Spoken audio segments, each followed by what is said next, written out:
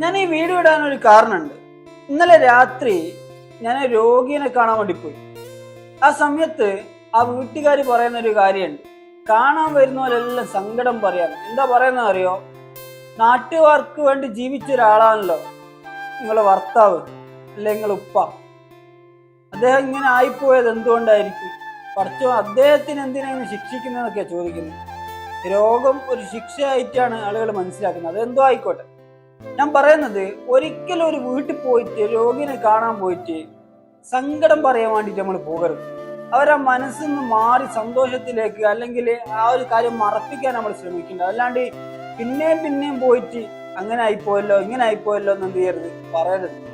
ഒരിക്കലും അത് അവർക്ക് സന്തോഷം ഉണ്ടാക്കൂല എന്ന് മാത്രമല്ല, വല്ലാത്ത വിഷമം ഉണ്ടാക്കും. അതുകൊണ്ട് സംസാരിക്കാൻ അറിവില്ലെങ്കിൽ ഒന്നിലെ പോവാണ്ടിരിക്കുക, അല്ലെ മിണ്ടാണ്ടിരിക്കുക. ഇതിലേതെങ്കിലും ഒന്നാ ചെയ്യരുത്.